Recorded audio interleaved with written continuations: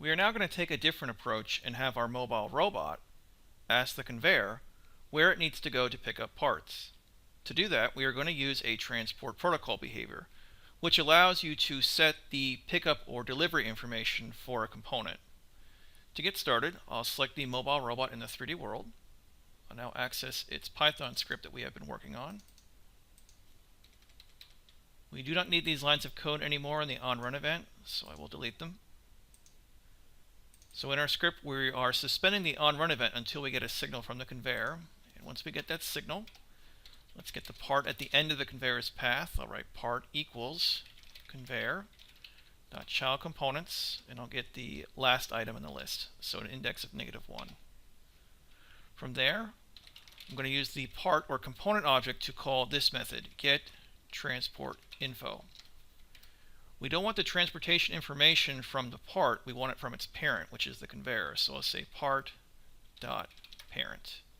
So the part is moving along the conveyor's path, so the part will tell its parent to give our mobile robot that information of where it can be picked up. So if we compile the code and run our simulation, here comes the cylinder. And then you can see in the output panel we get printed this tuple here of information. So the first element is defining whether or not the part can be picked up or not, if it's available, not available, or kind of idle situation or buffering. The next two arguments or information indicate, what is the component in the transportation information. The next element is the container information, so what part or where are you located, and are you contained in something? So are you contained in a pallet, for example, or on the top of the conveyor? The last piece of information is the location that you want to give.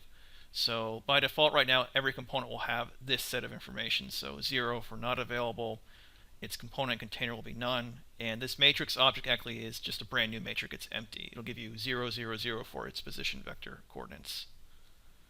Let's reset, and to make this information more useful, let's actually change what information is given to our mobile robot. To do that, I'll select the conveyor, and now let's go to our behaviors drop-down menu here, and then under miscellaneous, I'll click transport protocol to add that behavior. Let's now add a Python script and make our text bigger. We don't need the onSignal or onRun event, so we can delete these.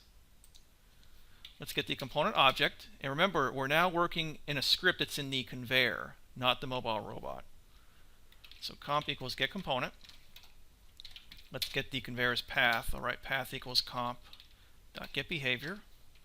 The name of the path in the component is main-path.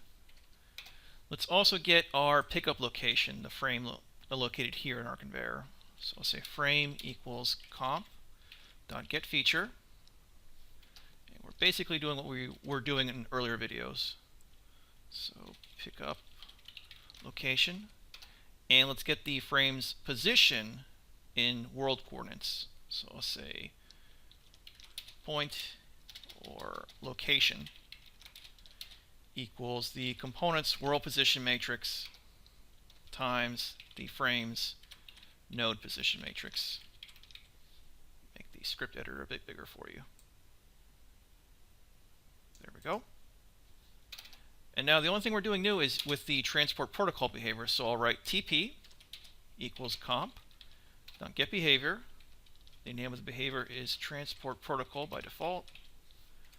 And let's print out that variable. So print TP. Compile the code. And in the output panel, you can see that a transport protocol is a type of VC transport object. So to learn more about this object, let's go to our API reference. And then the contents, let's go to the VC transport topic. And here you can find information about that protocol. You have an event, so when somebody requests the transportation information, this event will be triggered. And it will also give you the caller of the request. Then you have this method called setTargetInfo, and this will allow you to set the information that was printed here earlier for where we want to pick up the part. And if we go back to VC component in our API reference, then go to methods, scroll down. Here you can find more information about the getTransportInfo method.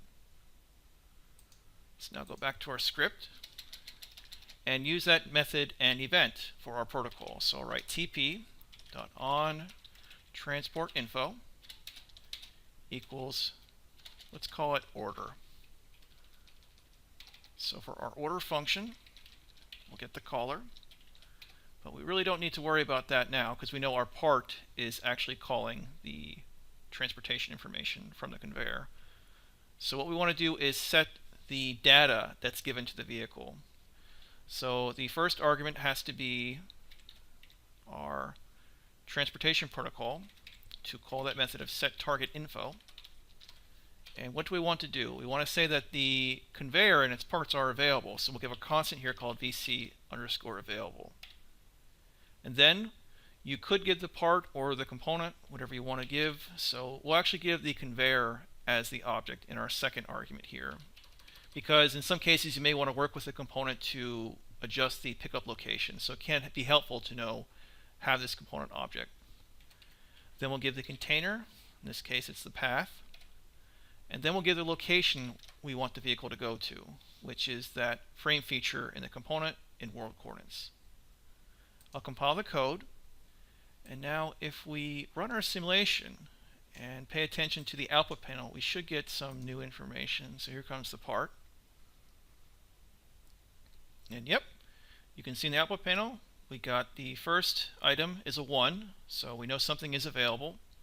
We got a component object, we got a container object, in this case a path, and a position matrix. So let's use that information in our mobile robot script. I'll reset. We don't need the straight conveyor template script anymore, so we can just close it out. Go back to your mobile robot script, and instead of printing the data, let's get it. So let's say data equals part.getTransportationInformation or getTransportInfo, and then we want the location. So let's say target equals data, and it's the last argument or item in that data list or tuple. It's also, you could also give an index of 3 if you want. And from there we actually want to get the position matrix position vector. So the last argument gives us a matrix, so from there we want its p attribute or its position vector. And then to test, we'll send our vehicle to that location. So vehicle.addControlPoint target.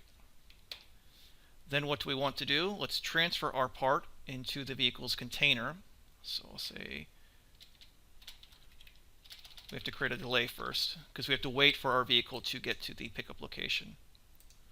So delay vehicle.totalTime. And then we'll tell our part to transfer itself into the container that we defined here in our script through its input port. So we'll give it index of 0. And after that's done, let's give our vehicle a new path. So I'll say vehicle.clearMove. And then where do we want our vehicle to go? Let's go back to where it was before. So I'll say position matrix equals component dot position matrix. And then we'll get the identity of that matrix. So I'll say position matrix PM to call the identity method. And then we'll tell our vehicle to go to the position vector of that position matrix. Okay, let's now compile the code. And what we expect to happen when we run the simulation is the vehicle will get the signal from the conveyor that a part is available to be picked up. The vehicle will get that part, and the part will then request from the conveyor what needs to be sent to the vehicle for it to go and pick it up. The vehicle will get that information, go to the pickup location, grab the part, and go back to where it was before. Let's run our simulation, and fingers crossed. Oh, there goes the vehicle. Yep, it picks up the part and it goes back. Great. So with this information, you could tell the vehicle to pick up any other component you want to by setting the transport protocol target information. You could also tell the vehicle what container something is in or only pick parts from there. You could also tell the vehicle if something is available or not, and where you want the vehicle to go to pick up the parts. And if you're feeling funky, let's actually try to do that now. Let's add another conveyor to our layout. I'll go to the Home tab, and under the eCatalog panel, let's go to the Conveyors New Smart Collection under Models by Type, and add the first conveyor. And now what do we want to do? Well, we probably want to tell our vehicle to go to some location here in the conveyor to drop off the part it picks up here. So let's select the conveyor that we added. Now also add a transport protocol to this conveyor. I'll go to the Modeling tab. Let's first add a feature, and we'll rename the feature to be drop-off point or drop-off location. So there's the frame feature. Let's move it on the x-axis there.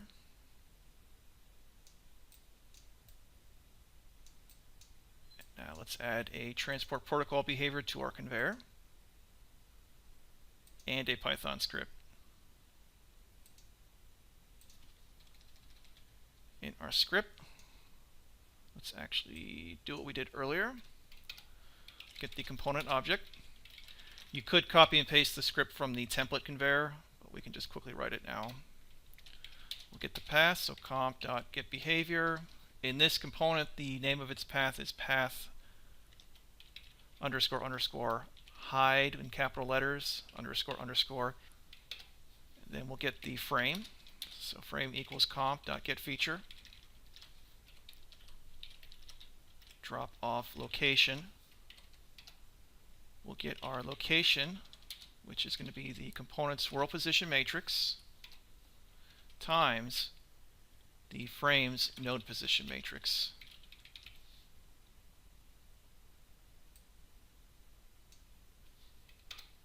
And from there we'll get the transport protocol, so TP equals comp.getBehavior. We're finding the behavior called transport protocol. Then we want to use the event, so tp.onTransportInfo. When you ask for some pickup location or drop-off point, let's call this function called order. So define order, call it caller. Then we want to use our transport protocol to set the target information. So set target info. And now we'll call VC available.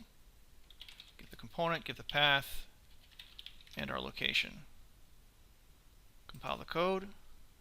Let's exit out of this script. Let's now go back to our mobile robot script. And instead of going to the original location of our vehicle, let's delete these lines of code.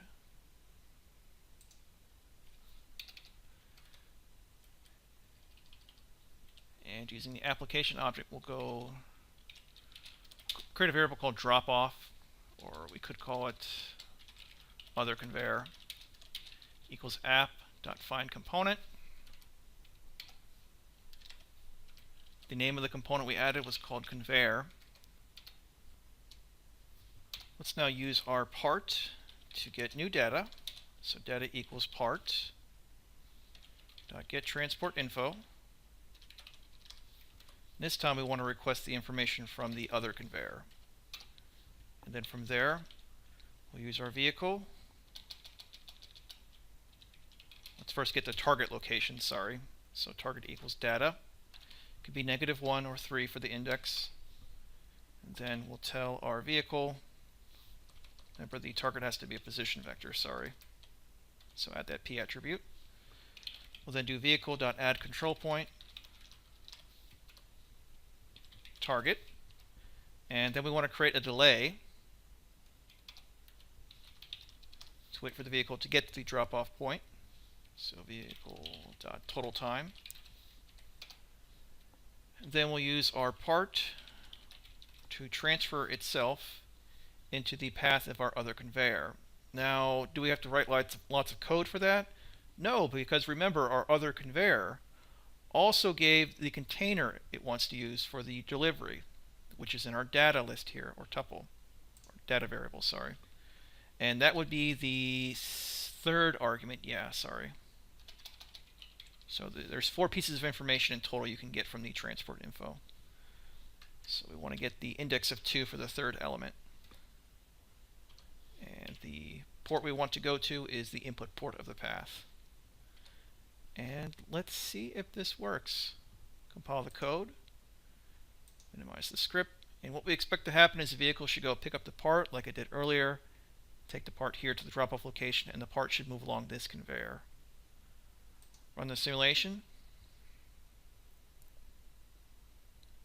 Here comes the vehicle.